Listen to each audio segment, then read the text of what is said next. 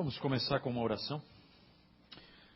Senhor, nosso Deus e Pai Todo-Poderoso, obrigado, Senhor, pelo privilégio, pela oportunidade que Tu nos dá, Senhor, de nos reunirmos na Tua presença para estarmos meditando mais um pouco naquilo que Tu tens para nos ensinar hoje. Dá-nos um coração aberto, Senhor, para ouvir a Tua palavra, para meditar nela, refletir, Senhor, rever conceitos que a gente tem, avaliar. E que Tu nos ajudes em tudo isso através do Teu Santo Espírito que habita em cada um de nós que somos Teus filhos. Abençoa os irmãos que ainda estão chegando e dá-nos um bom tempo juntos aqui. O que nós te pedimos, agradecidos em nome do Senhor Jesus Cristo. Amém. Ok, gente, vamos começar hoje com... Todos receberam, né? Carta a Diogneto. O que é isso aí? Acho que é muito interessante a gente mostrar... Vocês sabem que eu sempre procuro fazer um vínculo, isso eu aprendi com o Dr. Lloyd Jones, fazer um vínculo com a história da igreja. Nós vivemos dias em que a igreja ela é assim desconectada de tudo, né? Cada vez proliferam mais comunidades que não têm história, que não sabem por que existem, que só copiam modelos normalmente americanos, sem uma noção do que é o cristianismo, os 2000 anos de história do cristianismo, e por isso ficam com dificuldade de avaliar se aquilo que realmente vivem é o cristianismo verdadeiro. Né? Porque a gente tem a Bíblia como a nossa única regra de fé e prática, mas ela não é um livro tão simples assim. E ele não vem todo organizadinho dizendo, agora vocês façam isso assim, aquilo de outro jeito. Não é bem assim. E é muito interessante quando a gente vê como é que uma sociedade que era totalmente pagã, a partir de um grupo muito pequeno de homens treinados pelo Senhor Jesus Cristo e pelo testemunho daqueles que iam sendo alcançados, como é que essas pessoas transformaram o mundo. É muito interessante acompanhar isso.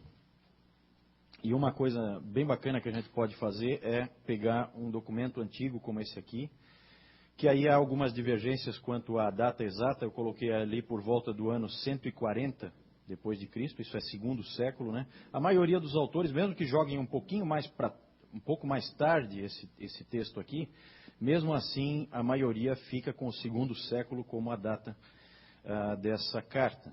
Nós não sabemos quem escreveu a carta, ela é anônima. Sabemos que ela foi endereçada a um sujeito chamado Diogneto. Muitos acham que esse Diogneto foi um dos tutores do imperador Marco Aurélio, mas não dá para ter certeza disso, porque esse tutor do Marco Aurélio era também um Diogneto.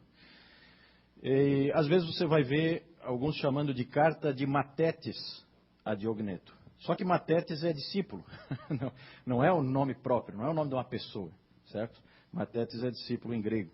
Então não se sabe quem é o autor. O que se sabe é que é uma carta apologética de defesa dos cristãos perante uma pessoa importante, mostrando para essa pessoa quem são de fato os cristãos que naquele tempo, vocês sabem, eram tremendamente perseguidos. Então, eu peguei um trecho aqui só para a gente ter uma ideia do tipo de cristianismo que realmente impactou o mundo, a ponto das pessoas saírem do paganismo e se tornarem cristãs, e nós termos a civilização judaico-cristã da qual nós fazemos parte e que vai agora, né, se desvanecendo nesse momento. Está na hora de fazer um novo impacto, né? E eu acho que esse nosso CTB tem relação com isso. Vamos então ler, vocês receberam ali para poder acompanhar melhor? Então vamos fazer uma leitura aí desse texto. Cristãos não podem ser distinguidos do restante da raça humana por nação, língua ou costumes. Eles não vivem em cidades deles mesmos, não usam uma forma peculiar de falar, não seguem uma maneira excêntrica de viver. Isso aqui já para muito do que se entende hoje como cristianismo já não é mais verdade, né? Porque já se fala diferente, já se vive uma vida diferente. Não era assim no início, não. Essa doutrina deles não foi descoberta pela criatividade ou profundo pensamento de homens inquisitivos. Nem foi apresentado por eles um ensino puramente humano, como algumas pessoas fazem. Entretanto, apesar deles viverem tanto em cidades gregas como bárbaras, de acordo com o destino de cada um, e aqui é muito forte esse aspecto da providência, né? Deus colocou um aqui, um ali, pôs um numa cidade, o outro na outra cidade, né? Conforme o destino de cada um, e seguirem os costumes do lugar em vestimentas e alimentação e outras questões da vida do dia a dia, ao mesmo tempo eles dão provas da impressionante e reconhecidamente extraordinária constituição da sua própria comunidade. Eles vivem em seus próprios países, mas como se fossem forasteiros. Participam de tudo como cidadãos e suportam tudo como estranhos. Toda a terra estrangeira é para eles como se fosse a terra natal, e, no entanto, toda a terra natal é como terra estrangeira. Eles se casam como todo mundo e têm filhos, mas eles não jogam fora a sua prole. Porque, vocês sabem, era comum naquela época o infanticídio, né? Tanto o abortivo como depois do nascimento. Simplesmente jogar fora as crianças. Vocês sabem que um dos grandes testemunhos dos primeiros cristãos é que eles ajuntavam essas crianças. Vamos adiante. Eles compartilham entre si suas mesas, mas não seu leito matrimonial. É verdade que eles estão na carne, mas eles não vivem segundo a carne. Eles ocupam-se na terra, mas sua cidadania está nos céus. Eles obedecem às leis estabelecidas, mas em suas próprias vidas vão muito além do que as leis exigem. Esse é um aspecto muito importante, nós vamos falar aqui do cristão na sociedade, né? Uma coisa que sempre foi feito lá no início do cristianismo foi informar as autoridades. Não existe cidadão melhor no universo do que o cristão.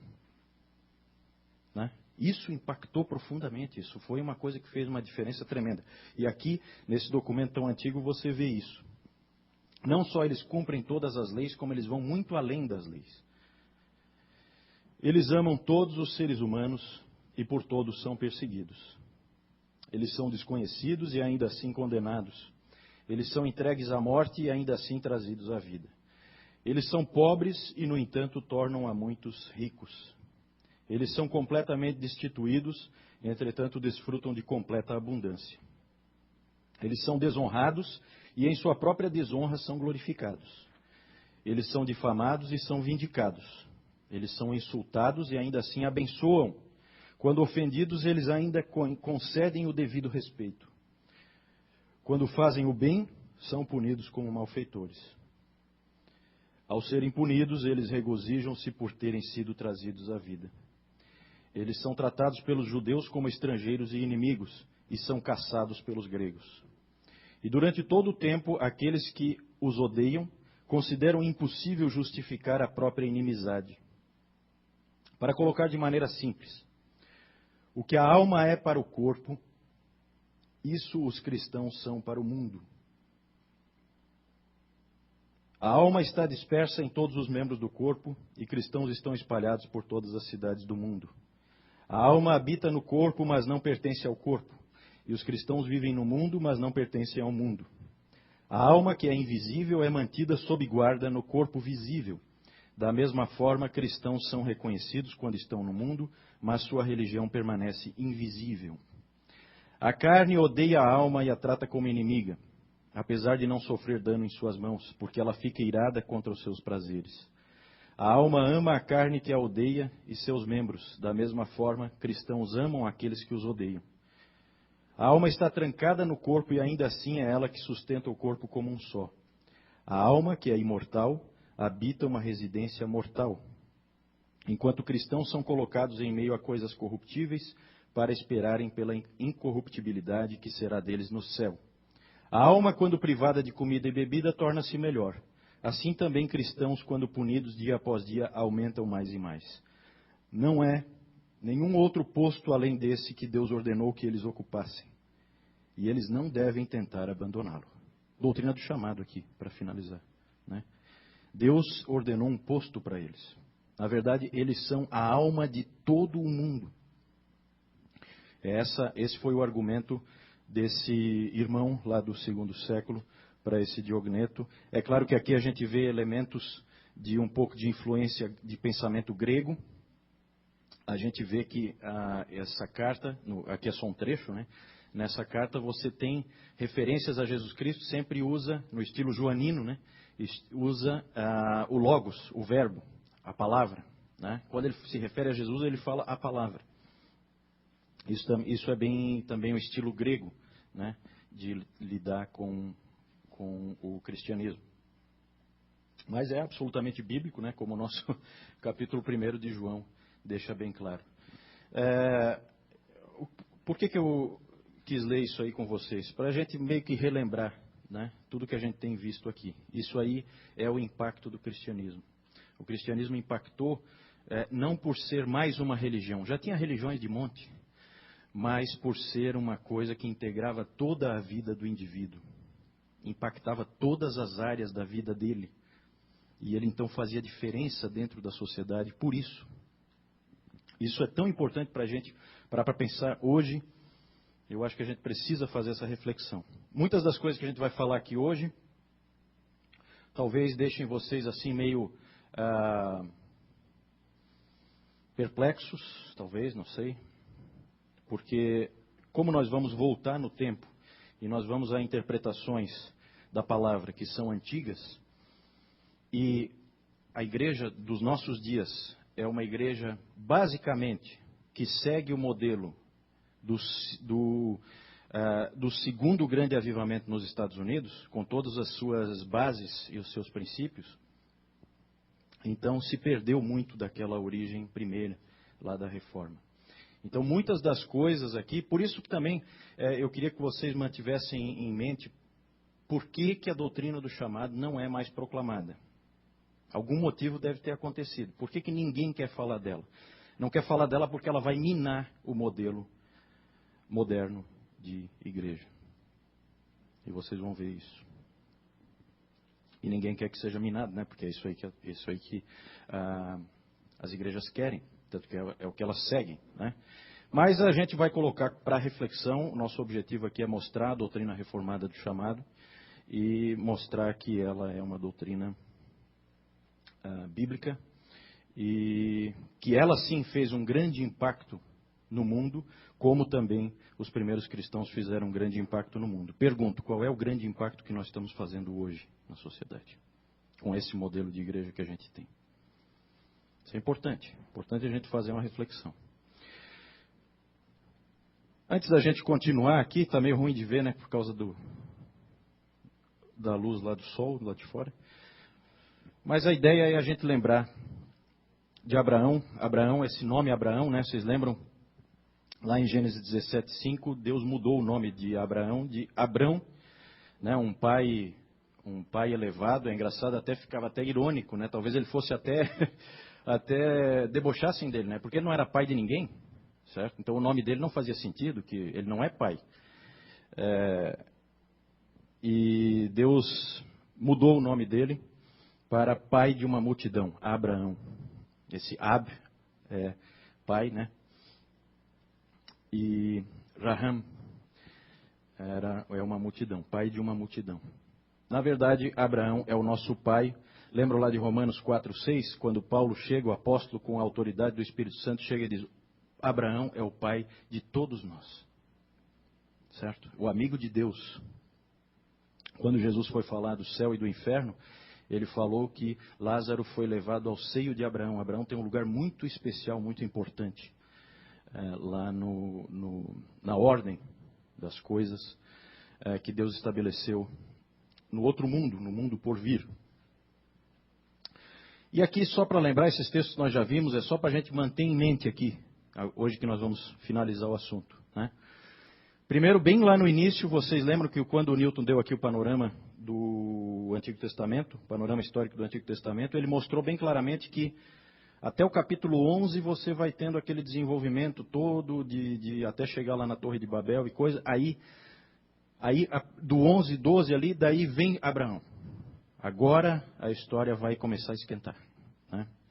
Então, bem no início, uma das primeiras coisas que Deus diz para Abraão, lá em Gênesis 12:2, ele fala: de ti farei uma grande nação e te abençoarei e te engrandecerei o nome. Sê tu uma bênção.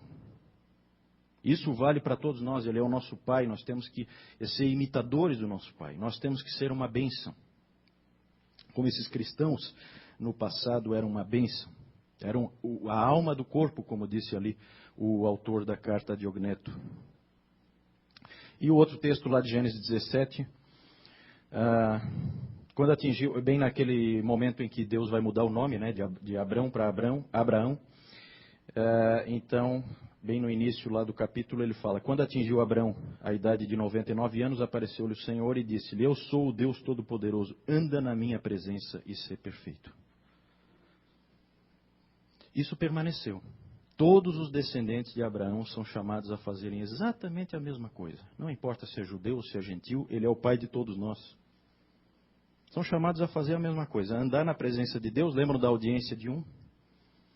Anda na minha presença e ser perfeito. Sede perfeitos como perfeito é o vosso Pai Celeste. É isso que Ele espera de nós. É claro que nós somos pecadores, é claro que nós não fazemos isso por nós mesmos, é claro que aí entra o Evangelho. Sem o Evangelho, a chance é nenhuma de viver isso aí, né? Só para a gente lembrar. Carta de Diogneto já lemos. Lembrar o nosso esquema. Hoje nós vamos só rapidamente terminar ali dificuldades e obstáculos que a gente não conseguiu terminar no último domingo. E aí nós vamos fazer a aplicação às principais esferas, as esferas mais gerais da nossa vida. Então, voltando ali às dificuldades e obstáculos, né? A gente tinha visto aqui, os dois primeiros nós falamos, orgulho e arrogância e inveja. Tudo isso aí é obstáculo à doutrina do chamado por vários motivos, né? Porque o orgulho faz com que você despreze as outras pessoas, ache que o que você é que é importante, o que os outros são não é importante. Você é que merece a atenção, você é que é especial. Então, o orgulho ele é um grande obstáculo. A inveja, evidentemente, é outro enorme obstáculo, né? Lembro que eu até citei o Tomás de Aquino, né? Que ele disse que a inveja é a tristeza pelo bem do outro, né? Realmente é uma coisa muito feia, muito feia. E a gente até comentou, né, que lá aquela ideia medieval lá dos 7 pecados capitais, né? Esses 3 aí são 3 daqueles 7. Ficaram de fora aí alguns, né? Luxúria, ira, mas o orgulho é um deles, a inveja também, e esse terceiro aí, a preguiça ou a indolência, que é esse que nós vamos falar agora. A doutrina do chamado, gente, é o melhor antídoto que existe para o pecado mortal, pecado capital da indolência e da preguiça. Porque quando você tem uma noção de que você existe para Deus e que Deus quer que você haja colocando todos os teus talentos que Ele colocou na tua mão em favor dEle, e se isso fica na tua mente, então você começa a perceber que a tua vida não é para ser jogada fora. Que você não pode ser lá como teu vizinho ímpio, que está na filosofia do Zeca Pagodinho, né? Deixa a vida me levar. Nós não podemos entrar nessa. Cristãos não podem ser assim. Nós precisamos ser responsáveis pela nossa própria vida.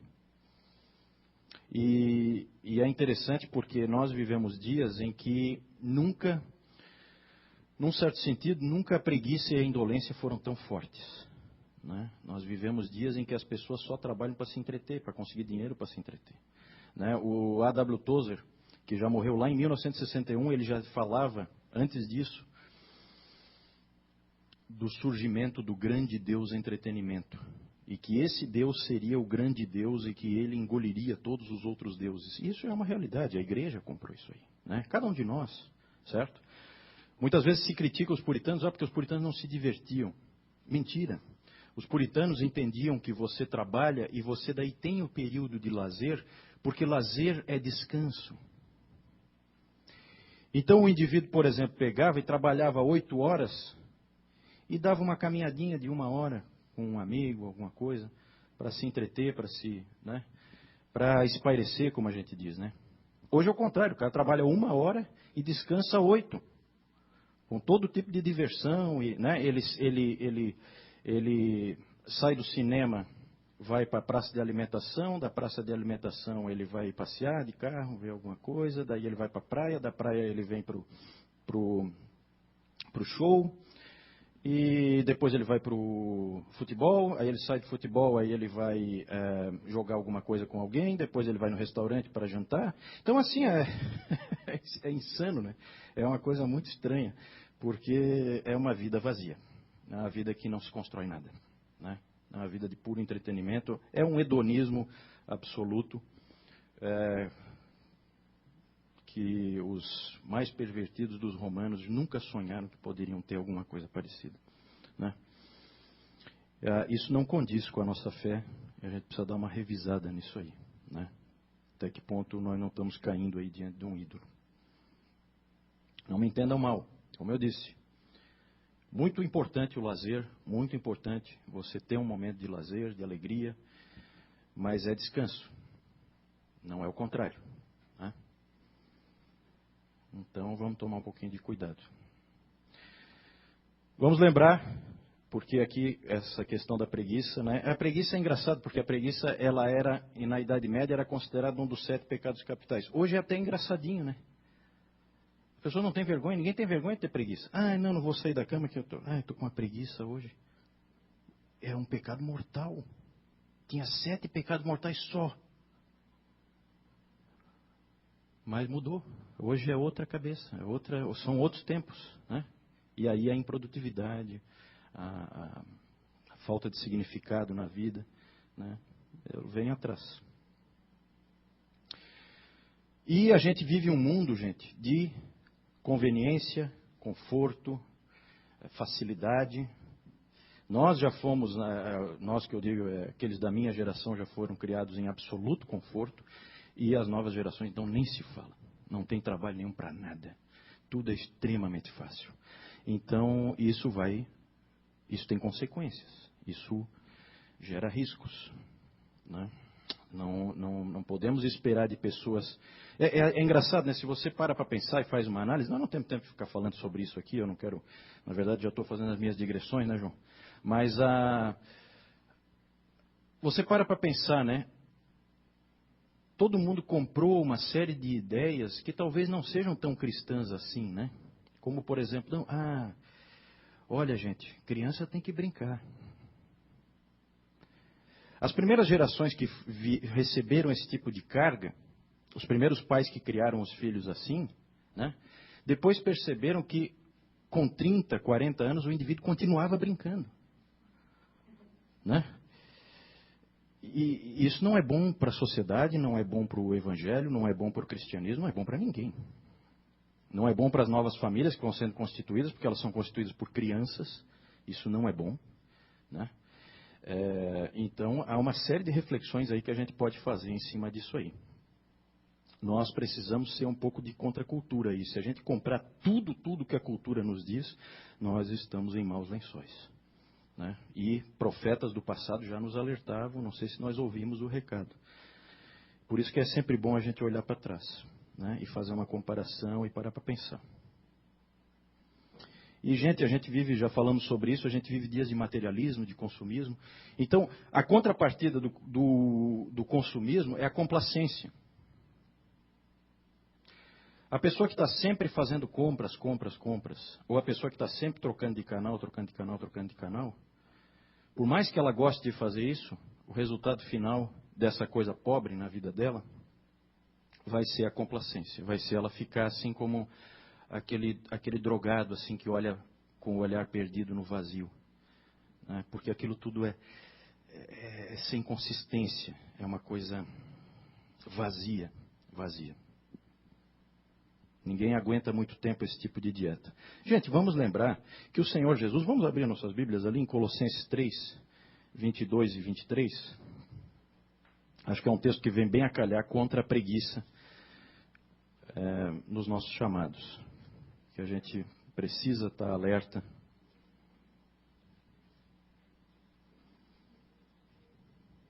É um texto tão importante dentro desse contexto da doutrina do chamado, né, gente? Porque você vê, né, como é que está ali. Servos, obedecei em tudo ao vosso Senhor, segundo a carne, não servindo apenas sob vigilância, visando tão somente agradar homens, mas em singeleza de coração, temendo ao Senhor. Singeleza de coração, o teu coração é íntegro, ele é um só, ele não é dividido. Você tá concentrado naquilo que você está fazendo e você está fazendo para o Senhor. E o engraçado aqui é que É um escravo, gente. Para pensar nisso. É um escravo. Ele está trabalhando, fazendo coisas para uma pessoa que é dona dele. E que muitas vezes aquela pessoa mandou ele fazer aquilo por mera... Às vezes quer dar uma festa para os amigos, um cara rico lá, um romano desses aí, cidadão romano. É mera futilidade. Mas é onde Deus colocou aquele indivíduo, é para ele fazer para o Senhor. Para o Senhor. Isso é obediência a Deus. Obediência ao Senhor Jesus Cristo. Muito forte esse texto, muito forte. A gente deixa ele... a gente não deixa ele ganhar toda a força que ele deveria ter nas nossas vidas, a gente precisa deixar ele ter força nas nossas vidas. Veja versículo 23. Tudo quanto fizerdes, fazei-o de todo o coração, como para o Senhor e não para homens. O que é isso? Ele não está repetindo o final do versículo 22? Não é a mesma coisa? Singeleza de coração não é a mesma coisa que todo o coração? Temendo ao Senhor e como para o Senhor, não é de novo uma repetição? Ora, gente, a gente sabe que quando na Bíblia isso acontece, é porque aquilo ali é muito importante, está sendo enfatizado, está sendo repetido mais de uma vez, que é para você ter isso bem claro na tua mente. E é tipo uma chamada de atenção, ó, se você que está dormindo aí, acorda porque isso aqui é importante. É mais ou menos isso. Então, nós não podemos cair no que o nosso mundo está caindo. Né? A escritora Dorothy Sayers, ela escreveu uma vez, acho interessante a frase dela: indolência é o pecado que crê em nada, se importa com nada, busca saber nada, interfere com nada, gosta de nada, ama nada, odeia nada, acha propósito em nada, vive para nada e só permanece vivo porque não há nada pelo que vale a pena morrer. Muito boa a frase. Ou seja, um vazio absoluto. É isso aí que a gente vê ao nosso redor. Um vazio sem fim, né? Uma apatia. Tudo é sem graça, tudo é sem propósito. Nós não podemos cair nisso. E, gente, também aqui nesse contexto da preguiça, às vezes não é só, eu tenho preguiça, então eu não faço o que eu deveria fazer. Eu, como pai, não estou cuidando dos meus filhos adequadamente, ou no meu trabalho eu sou um péssimo empregado.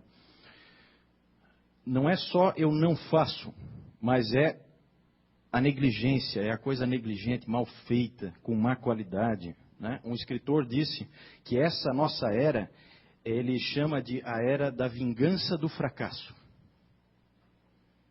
Vingança do fracasso.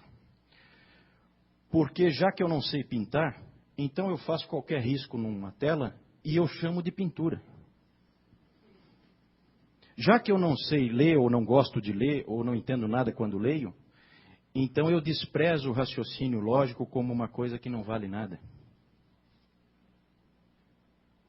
É o fracassado se vingando. Eu faço uma coisa lá extremamente mal feita de qualquer jeito e tal e digo que aquilo é bom.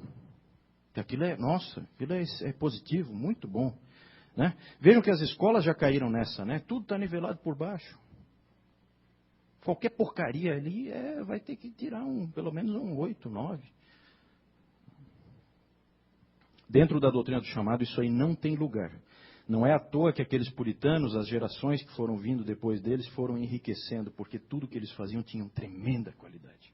Tremenda qualidade. Por que tinha tremenda qualidade? Porque era para o Senhor. Por isso. Ele fazia para o Senhor. Ele fazia para o Senhor, ele faz bem feito. Lembra lá do Bezalel? Imagina como é que aquele Bezalel trabalhou com aqueles homens lá para fazer o tabernáculo. Imagina a qualidade que eles colocaram em cada coisa que eles faziam. Imagina o resultado final, né?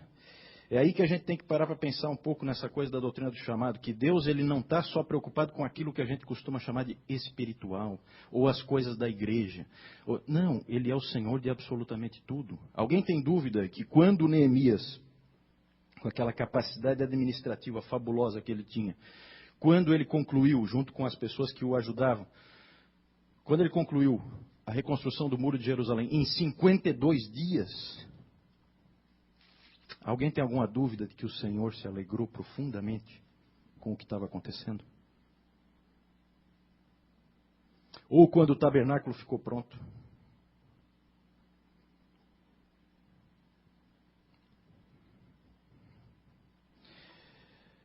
Gente, a gente precisa parar para pensar nessas coisas. Tudo que a gente faz deveria ser bem feito. A gente não deveria dar espaço para preguiça.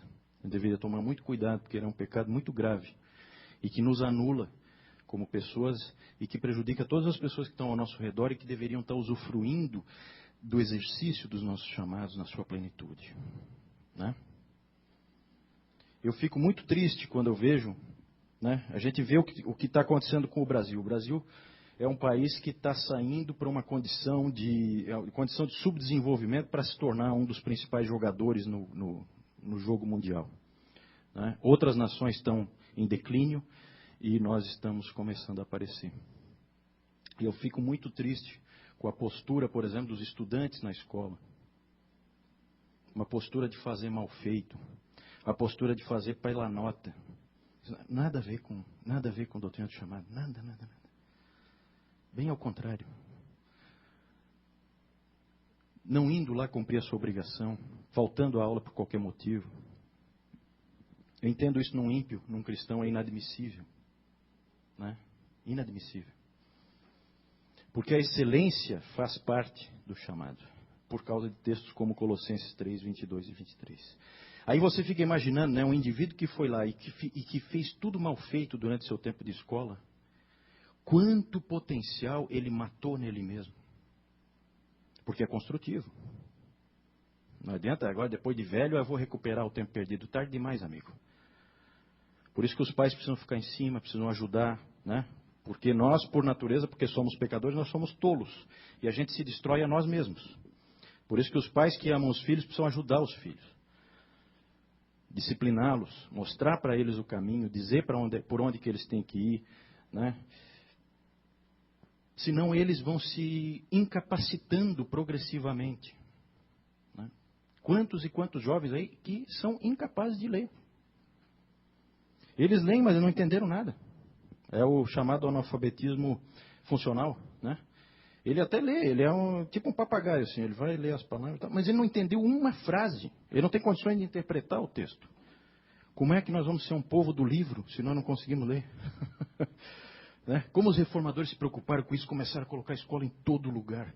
O alvo, aquilo que Lutero tinha traduzido lá no castelo de como é que é o nome do castelo? Não. Bom, traduziu a Bíblia.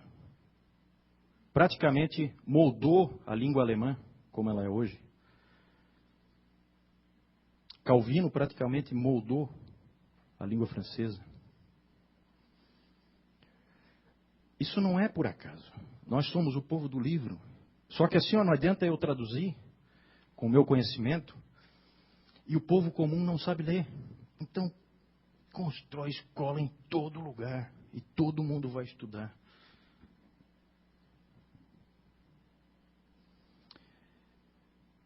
Essa foi a revolução de outros tempos, né? Muito interessante. Bom, já perdi muito tempo aí. Vamos adiante.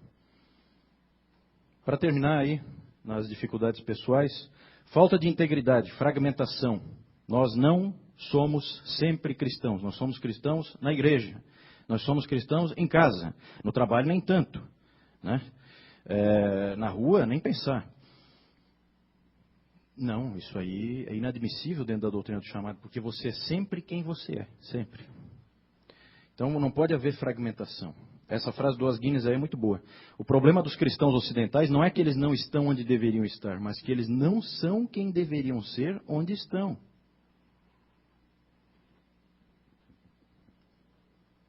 Eu me assusto muito também com jovens que tentam fugir das dificuldades de um trabalho secular, por exemplo, né? Não fuja. Seja valente. Enfrente. Acho importante. Acho muito importante. Não podemos ter essa coisa assim, não, porque lá eu sou muito tentado e tal. Você é tentado em qualquer lugar, amigo. É a sua vida. Acostume-se com isso. Certo? Faça a diferença lá. É claro, como nós vamos ver depois, é evidente que tem algumas coisas, até quem fez o exercício ali viu que é interessante a reflexão, que tem algumas coisas que você realmente fica muito difícil de você ser cristão fazendo determinadas atividades, né? Mas às vezes a coisa é muito assim só de fuga, né? Eu não quero passar por dificuldade. Então não podemos ser assim. Nós somos guerreiros. Muito importante esse segundo aí, desequilíbrio e confusão nas esferas. Um aspecto aí que a gente precisa tomar cuidado é a inquietação. Calvino, quando fez o comentário dele em 1 Coríntios 7, ele falou que a preocupação do apóstolo naquela coisa de mudar de chamado toda hora, e o apóstolo Paulo insistindo que cada um deve permanecer no seu chamado e tal, é porque, Calvino coloca assim, né, que ele... Como é que ele põe aqui? O que o apóstolo quer prevenir é aquela atitude mental de inquietação que impede que o indivíduo permaneça onde está com paz no coração. Então, assim, ó, não é da vontade de Deus que nós sejamos inquietos em mudar a nossa situação. Faz parte da fé sossegar, tranquilidade, um dia depois do outro.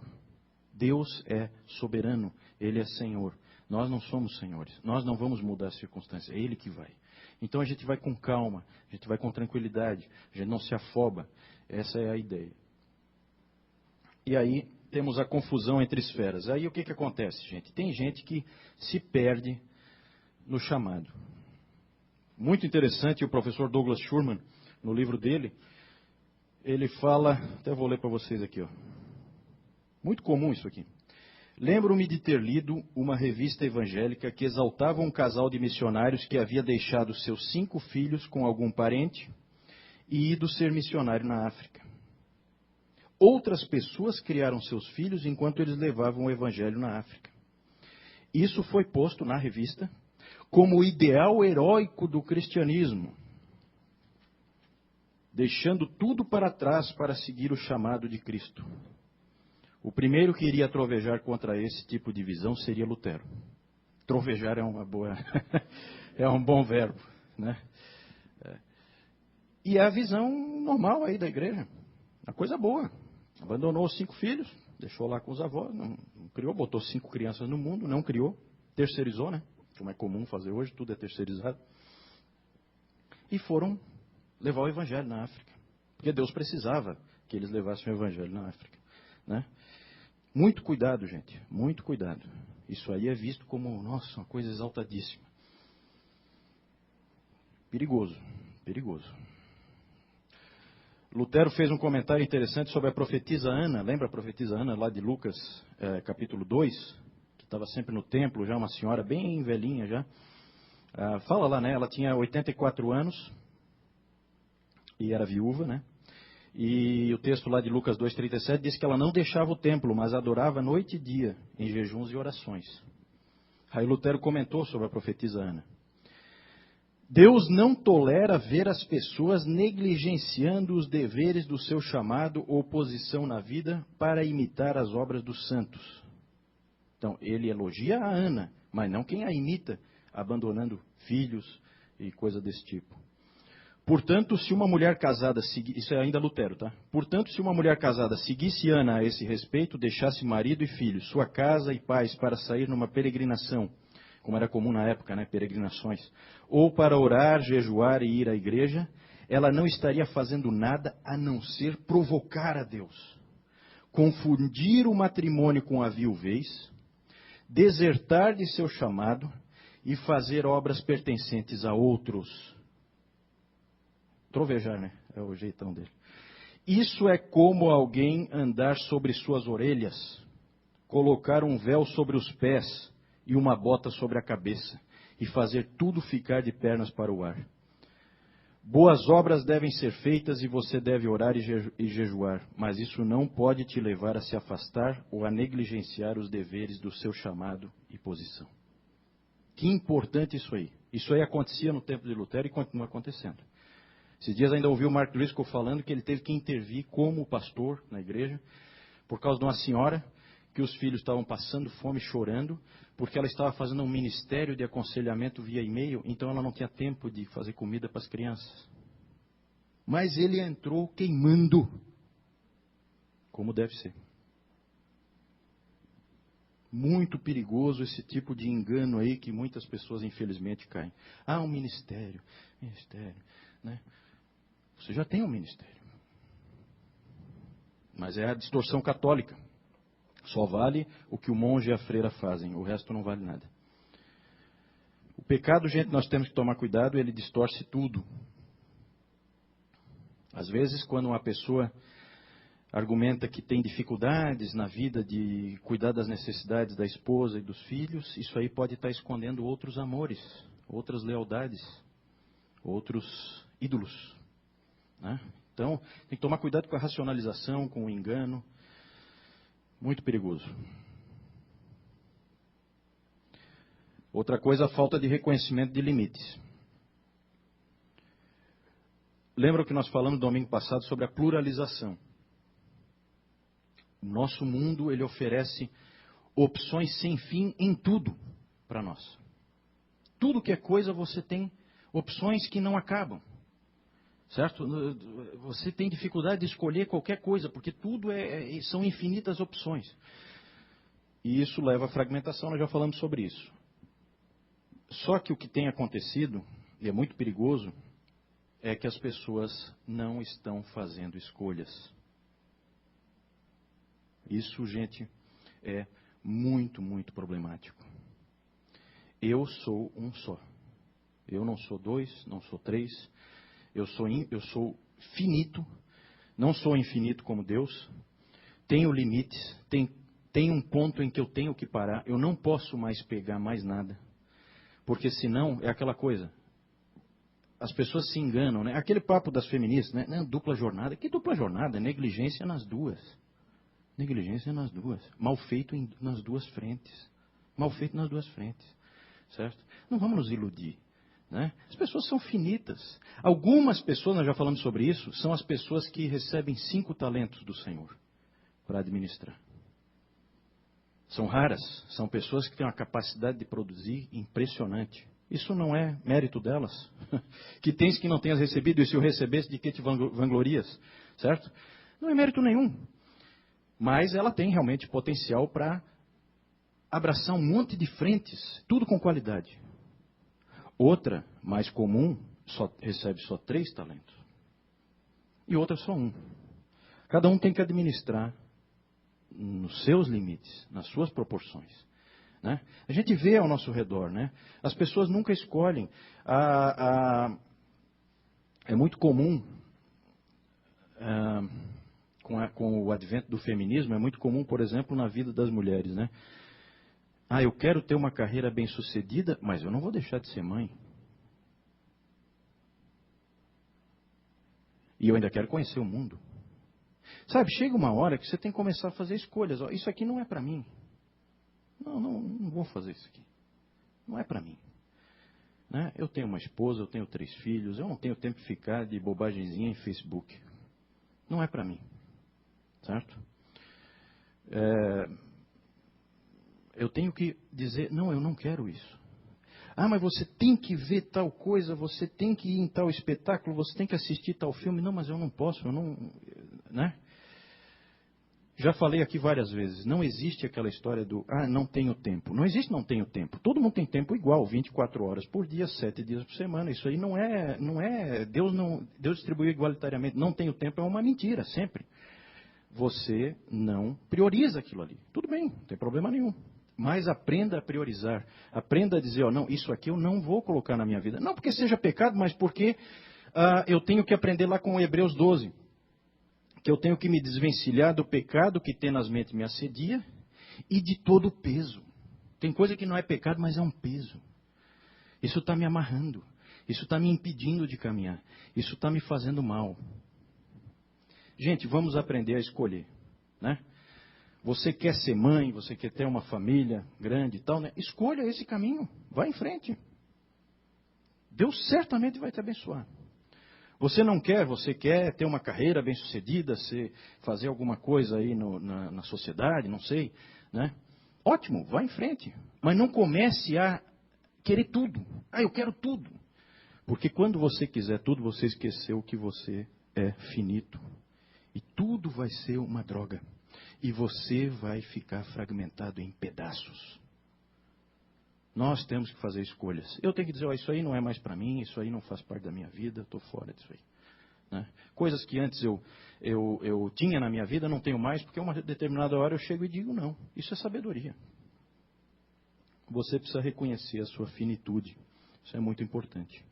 E por último, isolamento. Isso eu já falei, né? Aquela tendência das pessoas de não quererem fazer o que o Senhor falou. O Senhor falou assim, ó, eu não peço que os tires do mundo. Não é para você sair do mundo. Mas tem gente que vai se afastando do mundo e deixando de ser influência, né? Claro, como eu falei, evidente que você ser um traficante não é uma opção para a sua vida, né? Algumas carreiras são muito difíceis, publicitário, ator, atriz, né? É muito difícil para um cristão viver ali. Não digo que é impossível, mas é complicado, né? Outras são questionáveis, um agricultor, por exemplo, que planta fumo. Fumo não tem nenhuma outra finalidade a não ser fazer cigarro, certo? Então ele tem que parar para pensar nisso, né? E outras coisas assim um pouco mais sutis, né? Se você trabalha numa empresa que faz iates de luxo, por exemplo. Isso aí será que faz sentido? Tudo precisa ser pensado. Pensar é muito importante, muito importante. Pensar a respeito da vida, refletir. E nada melhor do que ir fazer isso no momento de oração, porque é isso que o Senhor quer, que você converse com Ele. Senhor, o que tu queres que eu faça? Senhor, isso aqui na minha vida tem lugar? Faz sentido isso aqui na minha vida? Se faz, me capacita. Se não, tira. Me ajuda a dizer não para isso aí. Agora, vamos lembrar, para a gente não cair no isolamento, que todas as instituições humanas têm algum grau de corrupção. Então não é, aquele ambiente ali não... É difícil para mim como cristão? Claro que é difícil. É lógico que é difícil. Você está no meio de um monte de não cristãos, é claro que é difícil. Sempre vai ser difícil, né? Agora a gente precisa aprender a conviver com isso, né? A gente precisa aprender a amar as pessoas, mesmo com elas estando afundadas no pecado muitas vezes. Ok, vamos falar um pouco das principais esferas do chamado. Família, trabalho, igreja e sociedade. É isso que a gente vai tentar falar. Vamos ver até onde a gente consegue ir, né? Começar com a família. Família, quando você fala do plano de Deus, é evidente que você, se você já leu a sua Bíblia de capa a capa, você viu que tudo começa com a família. A família é o ponto de partida. Começa com um casamento. A família é a base de toda a sociedade. Foi assim que Deus planejou. E na família, os pais são bênção para os filhos são bênção para os pais, os maridos são bênção para a esposa, as esposas para os maridos. E todos esses aí são como tesouros em vasos de barro.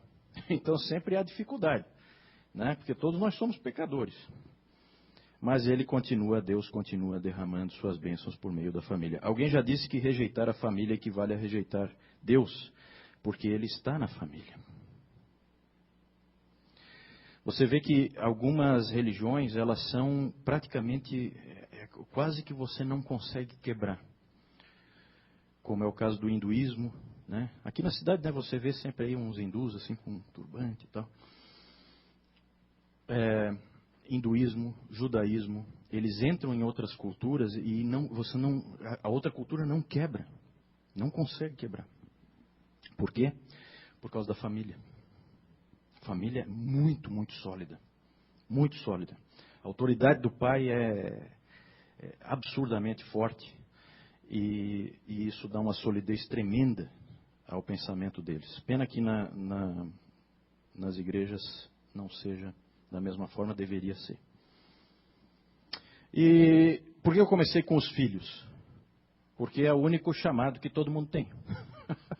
Os outros são opcionais, certo? Filho todo mundo é, certo? Alguns, por vontade de Deus, acabaram sendo órfãos. Alguns, numa situação muito ruim, foram órfãos mesmo, acabaram sendo criados em orfanatos, né, sem pais adotivos. Porque pai adotivo é igual ao pai biológico, né? Mas se não tem pai nenhum, realmente é órfão. Mas a maioria de nós fomos filhos. Então esse é o nosso primeiro chamado. E ele é muito legal, porque ele é um chamado no qual Deus te coloca quase que em branco. certo? Aquele bebezinho, ele começa meio que zerado, certo? O que ele sabe fazer? Acho que deve ser umas 4 coisas, mais ou menos, né?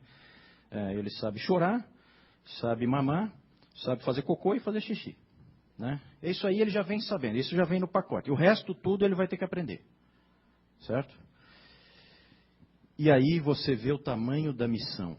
Aí você já vê como é glorioso isso. Nada se compara a isso aí. Nada se compara. Pare para pensar, nada se compara à missão que um pai e uma mãe têm de pegar aquele pequenino que é incapaz de fazer qualquer coisa, que não sabe absolutamente nada, e ensinar ele a viver. Essa é a grande missão.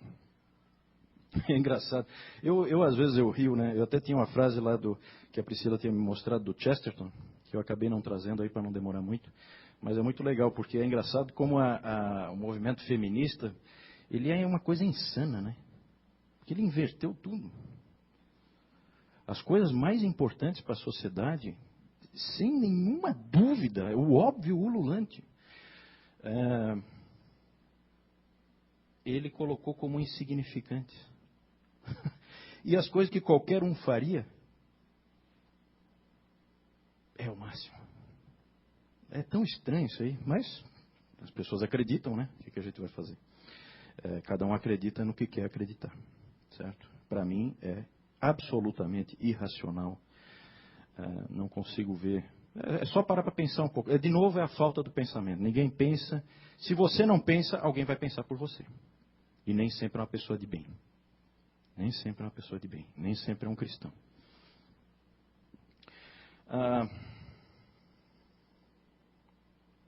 Como é instrutivo, né, esse papel de filho, porque o próprio Deus resolveu tomar para si o nome de Pai. Isso é proposital, evidentemente. Né? Foi o Senhor Jesus que nos ensinou, quando Ele ensinou lá, Pai Nosso que está no céu, Ele ensinou para todos nós que Deus é nosso Pai. E aí, automaticamente, nós somos filhos. Isso significa um monte de coisas. Significa que é com Ele que nós aprendemos tudo. E que é Ele que cuida de nós. E que Ele nos ama incondicionalmente. A quantidade de significados que tem só nessa primeira palavra lá da oração que o Senhor nos ensinou é gigantesca. Só por Ele ter pego Deus e chamado de Pai, coisa que nenhuma religião nunca fez, e a maioria considera até um absurdo, quando Ele fez aquilo, que carga que tem nisso de significado. É muito interessante, né, gente, esse chamado de filhos. É muito interessante a gente parar para pensar nele, porque imagina a honra que nós temos que prestar aos nossos pais. Não é à toa que é o 5º mandamento. Que é até meio estranho, né? Meio que destoa, porque Deus fala de coisas elevadíssimas dele mesmo, né? Não terás outros deuses diante de mim, não tomarás o nome de Deus em vão, e assim vai e tal. E de repente, honra o teu pai e a tua mãe. Isso não é pequeno. Isso é gigantesco. E a gente vive dias, né? Até já falei aqui, né? É muito estranho, porque a gente vive dias assim, muito esquisitos, em que os pais são tão tolos que eles mimaram os filhos a ponto de, quando o filho adulto, eles ficam de novo mimando, e mimam a vida inteira, daí eles ficam de novo mimando, no sentido de se preocupar em que, eu não quero dar trabalho para meu filho, porque a minha filha, porque ela tem a carreira dela, porque o meu filho tem a carreira dele, que eu vou atrapalhar, vou não sei o quê. Que? Não, porque eu não quero ficar dependente deles, que não sei o quê. Que? Dependência é tudo que uma família é. Dependência é a essência da família. Gente, vivemos realmente uma sociedade pós-cristã. Impressionante, impressionante. Por causa de egoísmo, orgulho, arrogância, né, filhos abandonam os pais com a conivência desses pais. Muito estranho isso. Tem gente querendo fazer eutanásia para não dar trabalho para os filhos. E os filhos concordam, né? Porque foram mimados desde que eram desse tamanhinho. Só pensam neles. Como está piorando? Como a coisa está deteriorando? Como a gente precisa voltar a pensar? Como a gente precisa voltar a ter a mente de Cristo e fazer diferença nessa sociedade que está em plena deterioração. Os outros chamados são opcionais. Deus não manda você seguir nenhum deles. Alguém diria, não, mas solteiro não. Não, solteiro também. Se você quiser casar, você casa. Né? É que a gente é meio exigente às vezes e tal, né? Mas se quiser casar, casa. Raras são as pessoas que realmente não têm a menor condição de se casar. Então os outros são opcionais. Só o de filho que é garantido. Todos nós somos filhos e a gente não deve desmerecer e diminuir esse chamado. Gente, todos nós aqui somos filhos. Alguns numa situação diferente da dos outros. Alguns estão nessa fase de cuidar dos pais já idosos. Outros estão na fase de obedecê-los. Todos devem honrar o pai e a mãe. E até depois deles morrerem, né?